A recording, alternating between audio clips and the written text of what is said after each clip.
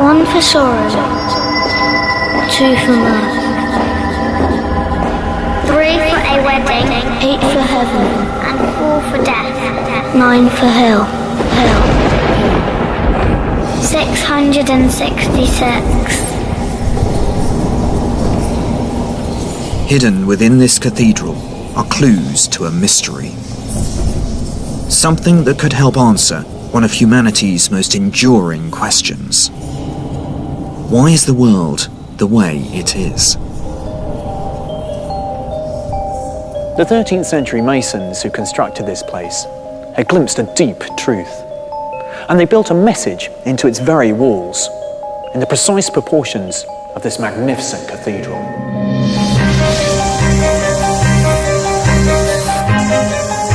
To the medieval clergy, these divine numbers were created by God. But to me, they're evidence of something else. A hidden code that underpins the world around us. A code that has the power to unlock the laws that govern the universe.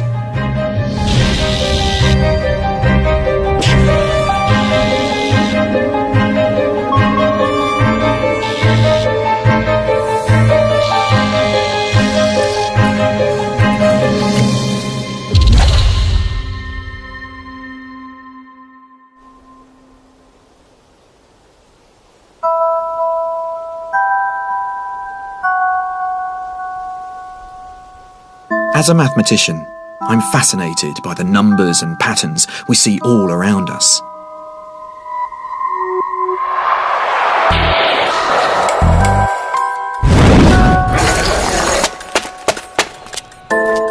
Numbers and patterns that connect everything, from fish to circles, and from our ancient past to the far future. Lima ground close. Can you recall me please? 119.7. Together, they make up the code. An abstract world of numbers that has given us the most detailed description of our world we've ever had.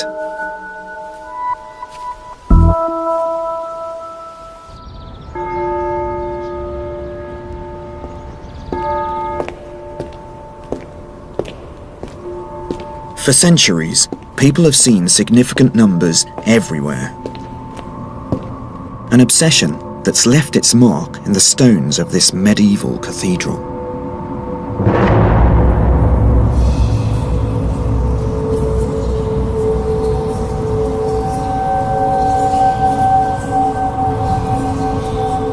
In the 12th century, religious scholars here in Chartres became convinced these numbers were intrinsically linked to the divine. An idea that dates back to the dawn of Christianity. The 4th century Algerian cleric Saint Augustine believed that 7 was so special that it represented the entire universe. He described how 7 embraced all created things, and 10 was beyond even the universe because it was 7 plus the 3 aspects of the Holy Trinity: Father, Son, and Holy Ghost.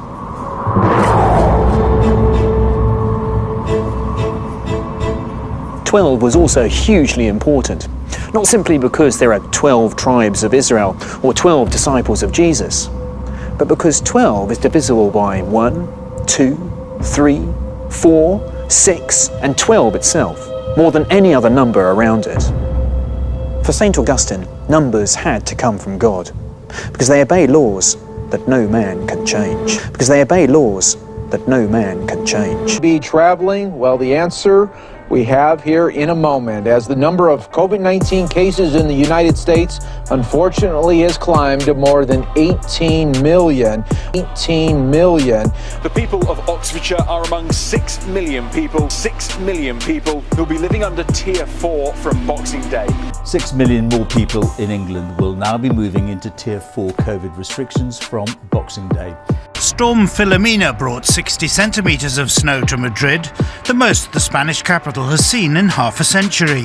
That curfew starts at 6 p.m. in the evening and it will last until 6 a.m. in the morning, and that will come into force at that earlier time from Saturday, 6 p.m. in the evening, and it will last until 6 a.m. in the morning, Saturday. Now this is because COVID-19 cases are still said to be rising here in France, with some 18,000 cases on average every day being registered. Uganda's longtime president, Yoweri Museveni, has officially won re-election with nearly 60% of the vote.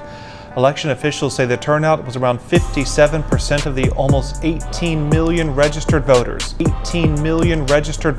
Uganda's President Museveni wins a sixth term. So what has been decided today is that there is going to be a six-week lockdown, and that begins on the 26th of December. 6 week, 26th of December. Inside and outside the U.S. Capitol and on the streets of Washington, more than 6,000 armed members of the National Guard are now on duty. In other news, Prime Minister Benjamin Netanyahu's trial hearing for one of three corruption charges against him has been set now for February 8th, just 6 weeks ahead of March elections. Three corruption charges 6 weeks ahead of March elections. We could be able to provide a new vaccine technically within 6 weeks.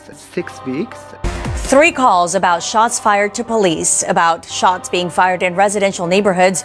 All 3 random locations over the past 6 days. Well, for those Americans who are still hoping to fly home for the holidays, they can still get on one of the 18 or so flights that are flying to the U.S. from Heathrow. The players have played 3 games in 6 days. It was sometime after 11:30 Saturday night when 6 inmates somehow got access to the roof of the jail and then used a rope made out of bed sheets to scale down the side of the building and then escape through this alley. After a few days outside, 3 of the 6 inmates have landed back in. 18 million people in England and all 3 million who live in Wales have seen extra COVID restrictions come into force today. One of the internet's most beloved influencer dies at the age of 36. A beloved private security guard who was killed outside a Tacoma shopping center is being remembered for putting others before himself. And now his friends and colleagues are trying to be there for his grieving family. Como's Jonathan Cho has the latest in this Operation Crime and Justice story. I don't think any of us have fully processed it. When they heard it was Tracy Baker.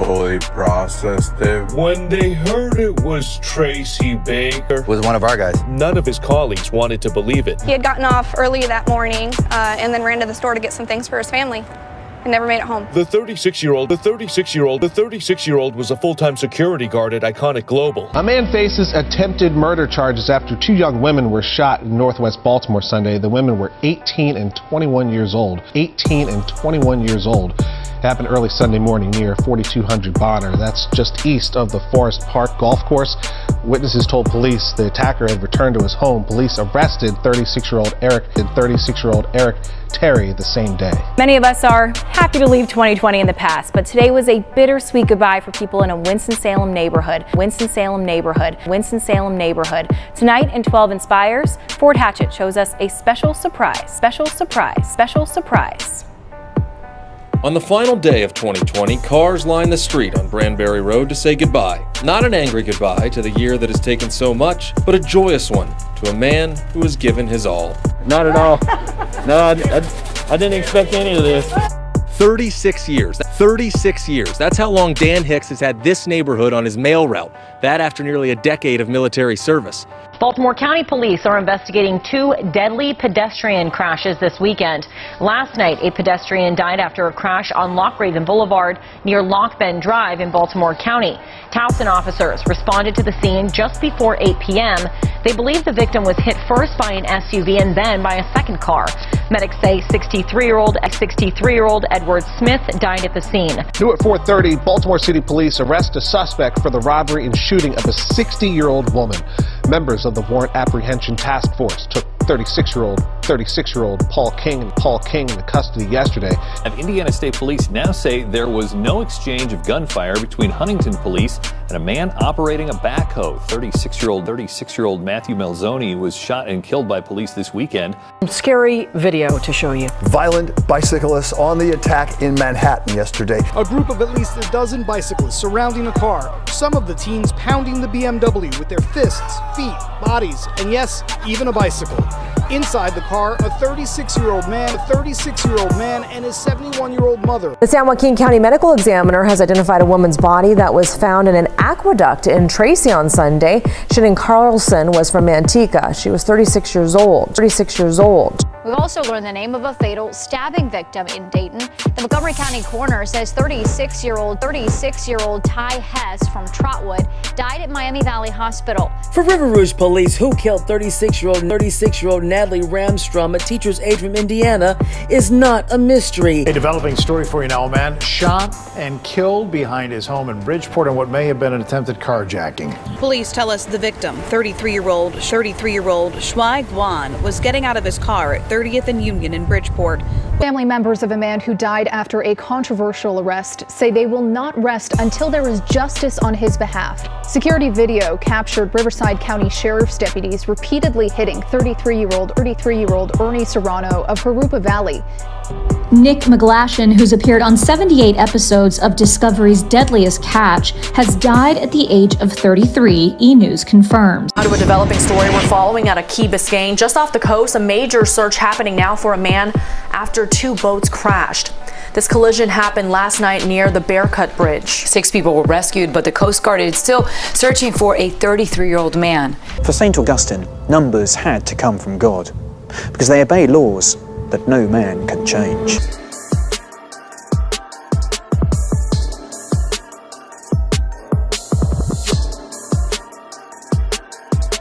Now almost half the country's population.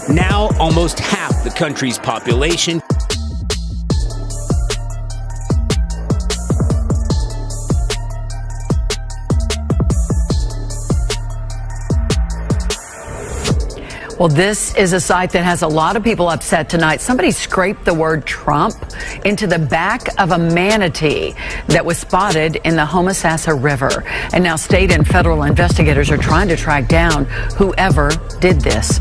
As Fox 13's Haley Hines reports from Citrus County, it was not only a crime against the manatee, but also a community dedicated to protecting it. They're known as gentle giants, sea cows. And they're just so peaceful. They're known as gentle giants, sea cows. And they're just so peaceful. They're known as gentle giants, sea cows. And they're just so peaceful. An up-close encounter can be a thrill of a lifetime. It's amazing. It's an experience, everybody should be able to experience someday in their life. But someone took advantage of that opportunity. And they're just so peaceful. Tonight, federal agents in Homosassa have launched a full-scale investigation after a manatee was found with the word Trump scraped into the algae on the manatee's back.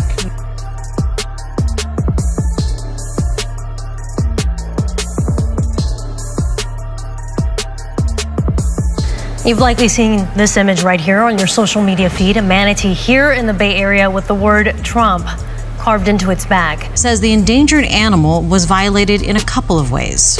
Federal wildlife authorities say someone carved the word Trump into the back of a manatee. Trump into the back of a manatee.